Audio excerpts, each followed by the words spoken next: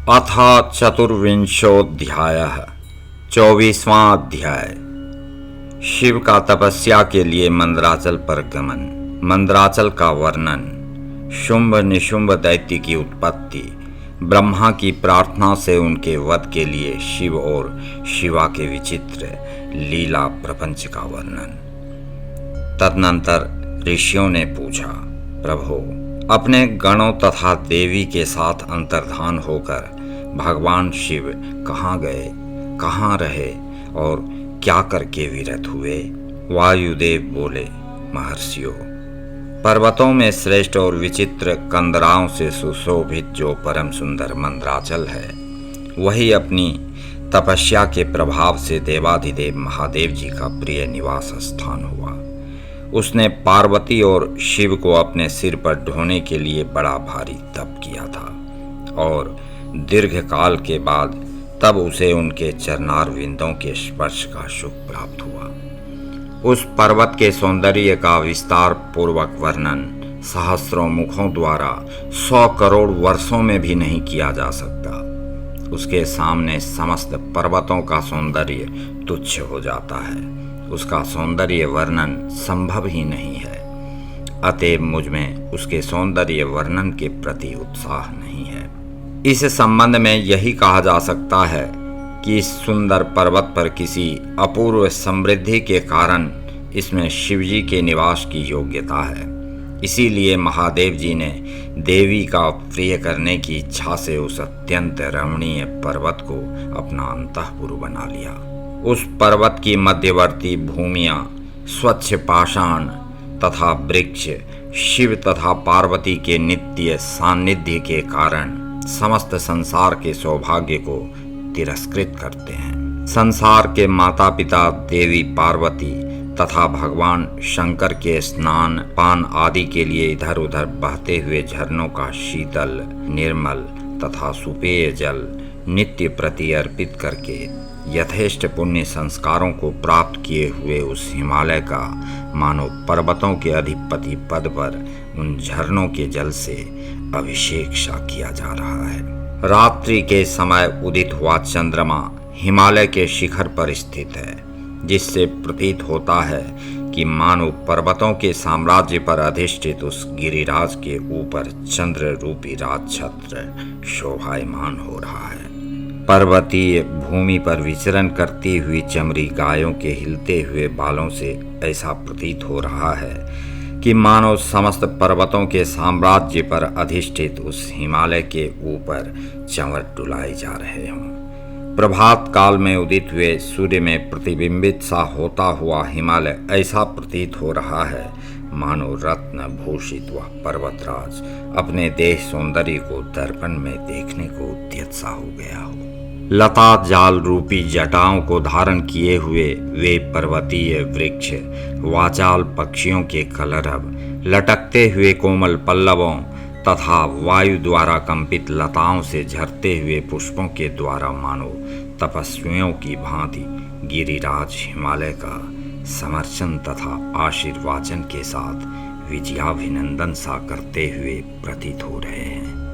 ऊंचे नीचे तथा तिरछे श्रृंगों से युक्त वह पर्वत मानो पृथ्वी से पाताल में गिर सा रहा है अथवा भूपृष्ठ से ऊपर की ओर उछल सा रहा है या सभी दिशाओं में व्याप्त होकर आकाश में घूम सा रहा है अथवा सारे संसार को देखता हुआ सदा नृत्य सा कर रहा है। वह पर्वत विस्तृत उदर वाली विशाल कंदराओं के द्वारा मानो अपना मुख फैलाकर सौंदर्यातिशय को अपने में न बचाकर जम्भाई सा ले रहा हो, या कि मानो सारे संसार को निगल सा रहा हो अथवा सागर को पी सा रहा हो, या अपने भीतर छिपे हुए अंधकार का वमन सा कर रहा हो अथवा बादलों से आकाश को मदमत्त सा करता हुआ प्रतीत हो रहा है। दर्पण के समान उज्ज्वल अंतर्देश वाली आवास भूमियों तथा अपनी सघन तथा स्निग्ध छाया से सूर्य के ताप को दूर करने वाले आश्रम के वृक्षों तथा नदियों सरोवरों तडागों आदि को छूकर बहने वाली शीतल हवाओं को उन शिवा शिव ने जहाँ तहाँ विश्राम करके कृतकृत्य किया। इस सर्वश्रेष्ठ पर्वत का स्मरण करके रैभ्य आश्रम के समीप स्थित हुए अंबिका सहित भगवान त्रिलोचन वहां से अंतर्धान होकर चले गए। मंदराचल के उद्यान में पहुंचकर देवी सहित महेश्वर वहां की रमणीय तथा दिव्य अंतःपुर की भूमियों में रमन करने लगे। जब इस तरह कुछ समय बीत गया और ब्रह्मा जी की मैथुनी सृष्टि के द्वारा प्रजाएं बढ़ गईं, तब शुंभ और निशुंभ नामक दो दैत्य उत्पन्न हुए। वे परस्पर भाई थे। उनके तपोबल से प्रभावित हो परमेष्ठी ब्रह्मा ने उन दोनों भाइयों को यह वर दिया था कि इस जगत के किसी भी पुरुष से तुम मारे नहीं जा सकोगे। उन दोनों ने ब्रह्मा जी से यह प्रार्थना की थी कि पार्वती देवी के अंश से उत्पन्न जो अयोनिजा कन्या उत्पन्न हो, जिसे पुरुष का स्पर्श तथा रति नहीं प्राप्त हुई हो तथा जो अलंघ्य पराक्रम से संपन्न हो, उसके प्रति काम भाव से पीड़ित होने पर हम युद्ध में उसी के हाथों मारे जाएं। उनकी इस प्रार्थना पर ब्रह्मा जी ने तथास्तु कहकर स्वीकृति दे दी। तभी से युद्ध में इंद्र आदि देवताओं को जीतकर उन दोनों ने जगत को अनीति पूर्वक वेदों के स्वाध्याय और वखटकार आदि से रहित कर दिया। तब ब्रह्मा ने उन दोनों के वध के लिए देवेश्वर शिव से प्रार्थना की, प्रभु आप एकांत में देवी की निंदा करके भी जैसे तैसे उन्हें क्रोध दिलाइए और उनके रूप रंगे की निंदा से उत्पन्न हुई काम भावना से रहित कुमारी स्वरूपा शक्ति को निशुंभ और शुंभ के वध के लिए देवताओं को अर्पित कीजिए। ब्रह्मा जी के इस तरह प्रार्थना करने पर भगवान नील लोहित रुद्र एकांत में पार्वती की निंदा सी करते हुए मुस्कुराकर बोले, तुम तो काली हो। तब सुंदर वर्ण वाली देवी पार्वती अपने श्याम वर्ण के कारण आक्षेप सुनकर कुपित हो उठी और पति देव से मुस्कुराकर समाधान रहित वाणी द्वारा बोली। देवी ने कहा, प्रभु यदि मेरे इस काले रंग पर आपका प्रेम नहीं है तो इतने दीर्घ काल से अपनी इच्छा का आप दमन क्यों करते रहे हैं? जब आपको मेरे इस स्वरूप से रुचि थी तो आप मेरे साथ रमन क्यों करते रहे? हे जगत के ईश्वर, आपके लिए अशक्य तो कुछ भी नहीं है। आप स्वात्मा राम के लिए रति सुख का साधन नहीं है। यही कारण है कि आपने बलपूर्वक कामदेव को भस्म कर दिया।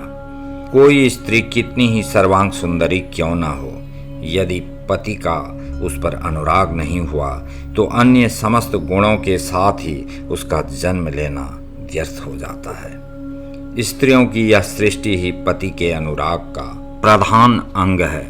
यदि वह उससे वंचित हो गई तो इसका और क्या उपयोग हो सकता है? इसलिए आपने एकांत में जिसकी निंदा की है उस वर्ण को त्याग कर अब मैं दूसरा वर्ण ग्रहण करूंगी अथवा स्वयं ही मिट जाऊंगी। ऐसा कहकर देवी पार्वती शैया से उठकर खड़ी हो गईं और तपस्या के लिए दृढ़ निश्चय करके गदगद कंठ से जाने की आज्ञा मांगने लगीं। इस प्रकार प्रेम भंग होने से भयभीत हो भूतनाथ भगवान शिव स्वयं भवानी के चरणों में मानो प्रणाम हेतु गिरते हुए से बोले। भगवान शिव ने कहा, प्रिय, मैंने क्रीड़ा या मनोविनोद के लिए यह बात कही है। मेरे इस अभिप्राय को न जानकर तुम कुपित क्यों हो गई? यदि तुम पर मेरा प्रेम नहीं होगा तो और किस पर हो सकता है? तुम इस जगत की माता हो और मैं पिता तथा अधिपति हूँ। फिर तुम पर मेरा प्रेम ना होना कैसे संभव हो सकता है? हम दोनों का वह प्रेम भी क्या कामदेव की प्रेरणा से हुआ है? कदापि नहीं, क्योंकि कामदेव की उत्पत्ति से पहले ही जगत की उत्पत्ति हुई है। कामदेव की सृष्टि तो मैंने साधारण लोगों की रति के लिए की है। ऐसी दशा में तुम मुझे कामदाह का उलाहना क्यों दे रही हो? कामदेव मुझे साधारण देवता के समान मानकर मेरा कुछ तिरस्कार करने लगा था, अतः मैंने उसे भस्म कर दिया। हम दोनों का यह लीला विहार भी जगत की रक्षा के लिए ही है, अतः उसी के लिए आज मैंने तुम्हारे प्रति यह उपहास युक्त बात कही थी। मेरे इस कथन की सत्यता तुम पर शीघ्र ही प्रकट हो जाएगी। तब भगवान शिव के उस क्रोधोत्पादक वचन को हृदय में विचार कर देवी ने कहना आरंभ किया। देवी ने कहा, भगवान, मैं पूर्व से ही आप द्वारा कहे गए चाटुकारितापूर्ण वचनों को सुनती आ रही हूँ। उन्हीं वचनों के कारण धैर्यशालिनी या कि अतीब बुद्धिमती होकर भी मैं आपके द्वारा ठगी जाती रही। पति के प्यार से वंचित होने पर जो नारी अपने प्राणों का भी परित्याग नहीं कर देती, वह कुलांगना और शुभ लक्षणा होने पर भी सत्पुरुषों द्वारा निंदित ही समझी जाती है। मेरा शरीर गौर वर्ण का नहीं है, इस बात को लेकर आपको बहुत खेद होता है। अन्यथा क्रीड़ा या परिहास में भी आपके द्वारा मुझे काली कलूटी कहा जाना कैसे संभव हो सकता था। मेरा कालापन आपको प्रिय नहीं है, इसलिए वह सत्पुरुषों द्वारा भी निंदित है।